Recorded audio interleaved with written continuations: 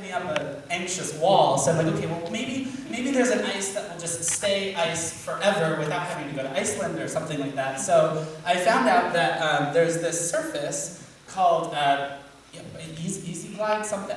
I don't actually even remember. But it's the folks over at the Pettit Center lent it to me. There's Deb sitting on the side. Do you see that? That's my favorite part of this picture.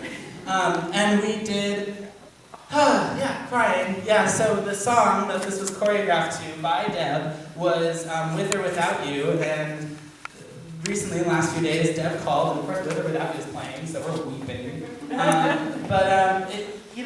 It all started with walking by a, run over Coca-Cola can. Who knew, right? And so then I had to throw this, this slide first. Looking at figure skates, I'm going to let me push this further, because there are a lot of quality figure skates that will just, somebody grows out of them, they're done, you can't resell them, they're all worn out. And so the back of her cummerbund there is actually part of a skate boot.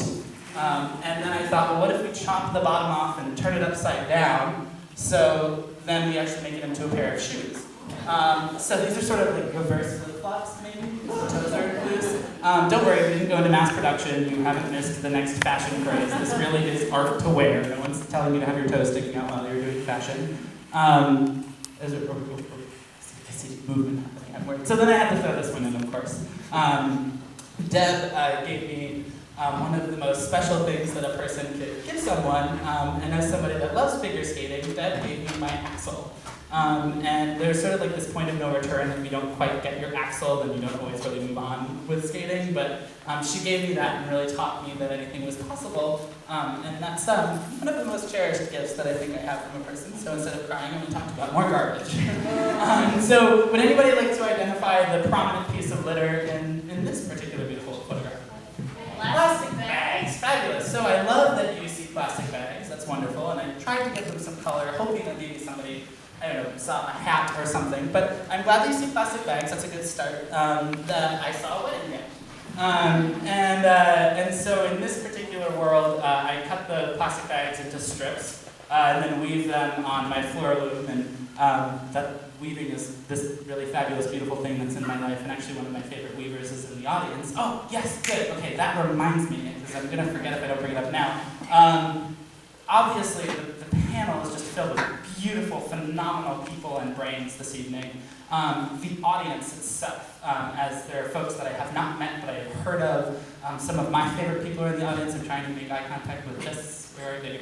Good. There are a lot of really amazing people in the audience. And please, before you leave, if you have to leave at intermission, which will all stay until the end, introduce yourself to a complete stranger, because there are just miraculous human beings here, as miraculous as the plastic bags that are actually a wedding gown.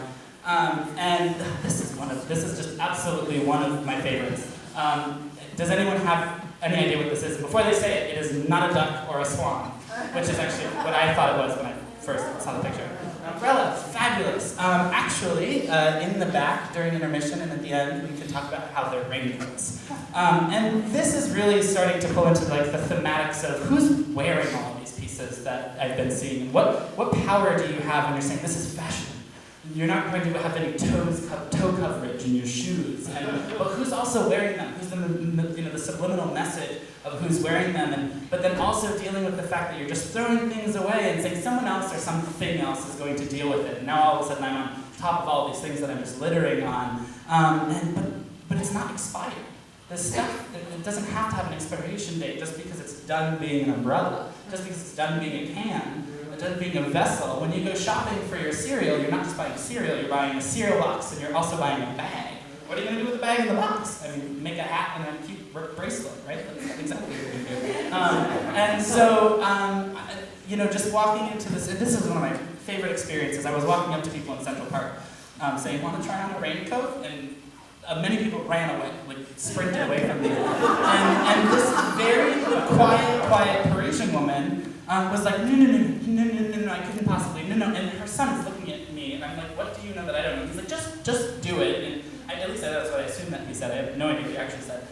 He's probably like, this freak.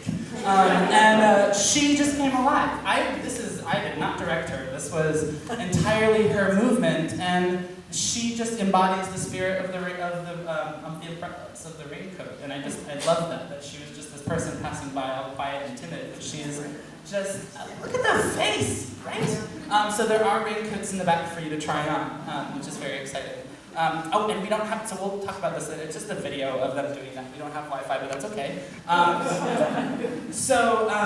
We have our father's tie and our father's saxophone and my grandfather's books on tape. I grew up with my grandfather being, and I know you were all so excited to say, those are tapes! And I'm sorry that I took that away from you. If anyone... Excellent. And so my grandfather was legally blind, and so he had books on tape my whole life. And when in 3rd grade, I was a purist, making my first repurposed for a competition, my first repurposed outfit. And I was like, everything has to be repurposed. I couldn't possibly use thread. 3rd grade, I was like, kid, relax. I write in letters all the time. I was like, you need to calm down. And so I used the cassette tape as my sewing thread. And I've just been obsessed with it ever since. And then I wove it into fabric, and it was just a phenomenal experience for me. And this is at the Racine Art Museum and the result of my residency at the Pfister Hotel, which is what actually brought me to Wisconsin. So the blue material, the green material, not the blue velvet, but the blue pattern, the green, the black, and then the beautiful gray and blue piece down at the end. I say beautiful because it means what it means to me and my family, and there's all this other stuff. So you can decide whether or not you think it's great. It was a beautiful experience, I guess is what I'm saying. And shout out to a very good friend and designer friend who made the black and white piece in the back. I did not make that, but you're also allowed to think that's beautiful, even though that's not what I'm talking about this evening. That's all woven cassette tape with salvaged yarns. By salvaged yarns, I don't mean that I unraveled any of Nick's sweaters. I find spools. And we'll find them. Crafts people will just be really excited about all the possible things they could make, and then they buy too much yarn, ever. And then I receive that from them or do a trade or something like that. The next piece, after also being at the Pfister, where they replace their roses twice a week, I started to collect their roses. How am I doing? Great. 5 minutes? 12. Okay, good. Okay, cool. Oh, 3 minutes. We got this. We can do this. Okay,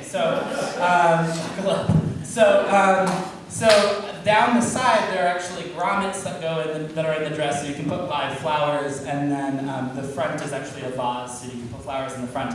Oh, you know what? I missed that with the weddings. So to kind of answer your question, what is this crazy fool doing in New York now? With the plastic bag and wedding gown, I am now doing day of coordination for weddings. So I promise that I'm much more calm on the day of. And actually, Deb can kind of talk to you about what it's like to go through the process of being one of my brides, as she has been essentially one of my brides this evening.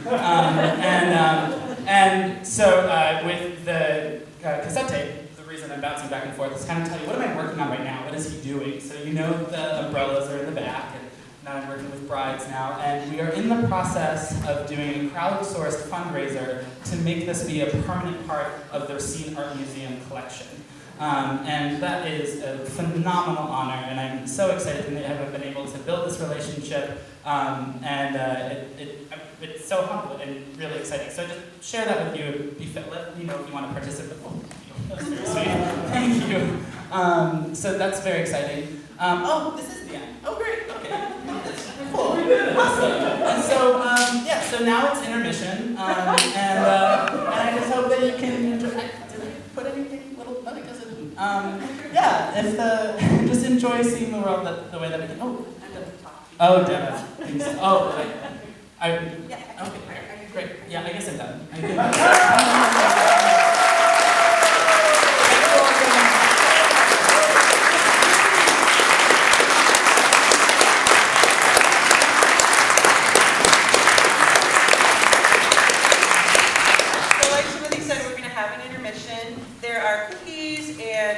Water and coffee over here for you. I also want to let you know we have a lot of great things for you to look at.